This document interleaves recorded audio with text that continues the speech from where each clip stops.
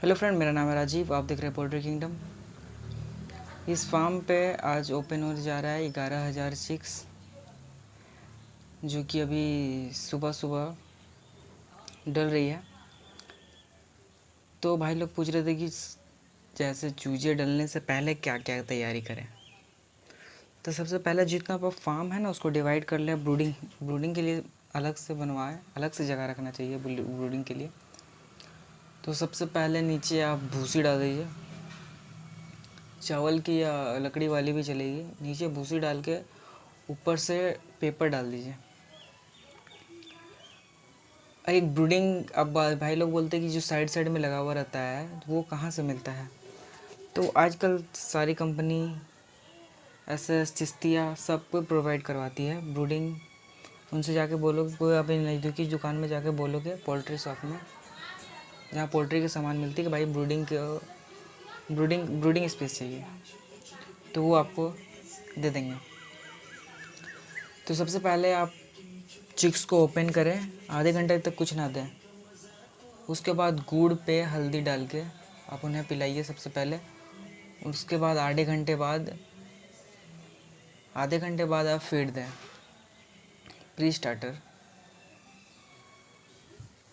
आधे घंटे बाद आप प्री स्टार्टर से नीचे भी डाल दें और फीडर पे भी दे दें। और जो गोल आप घेरा करोगे ना, तो उस पर अगर आपका समझ लीजिए 9,000 चिक्स, समझ लीजिए एक में डालना 500, इससे ज़्यादा मत डालना, 500 डालना। और सबसे पहले आप रूम का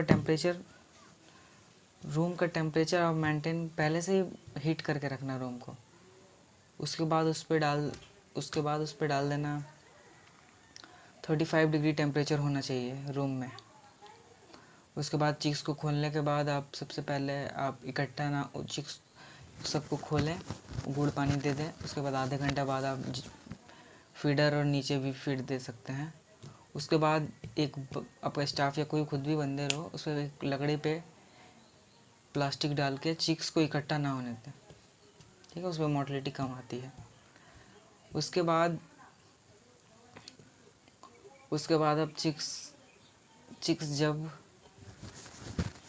लाइट ऑन रखें, चिक्स जब देखेंगे कि इकट्ठा हो रहे हैं, तो उन्हें आप साइड से हिला के फिर दौड़वाते रहें। लगभग पहले दिन चिक्स आएंगे तो वो आपको इकट्ठा ज़्यादा होने की कोशिश करेंगे, फिर एक दिन बाद सेटलमेंट हो जाते हैं। देसी में तो उतनी मोर्टेलिटी होती नहीं है, लेकिन तब पर भी अपनी केयरिंग अच्छी रहती है। और सबको एक ही क्वेरी आ रही थी कि भाई इसमें मेडिसिन कौन कौन सी लगती है। जो नॉर्मल बॉयलर पे लगता है, सबसे पहले आप चूजा डालने का सेकंड डे से 3 दिन तक लिक्सन पाउडर चलाइए।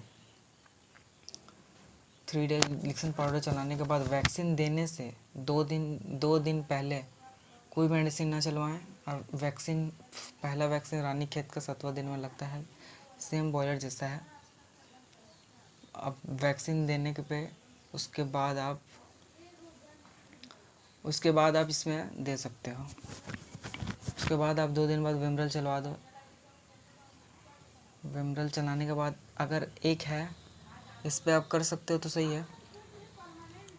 सब जितने बर्ड के हैं, उसके बाद सब जो 20 दिन बाद सबकी डेबेकिंग करवा दें।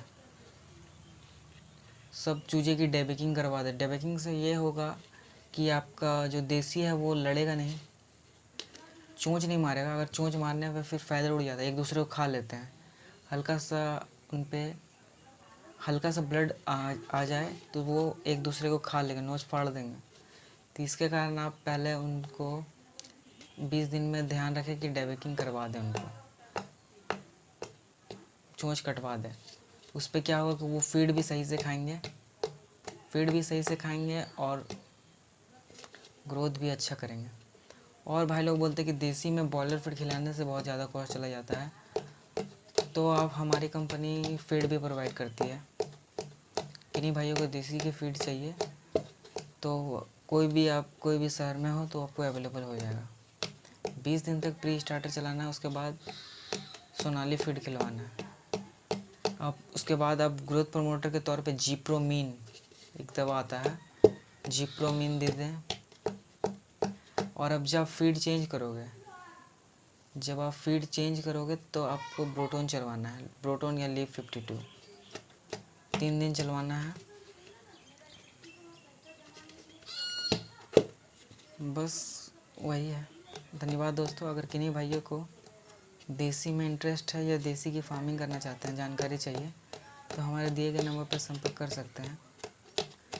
ऑल ब्रीड हमारी कंपनी ऑल ब्रीड में डिलीवर करती है, ऑल ब्रीड डिलीवर करती है, होम डिलीवरी।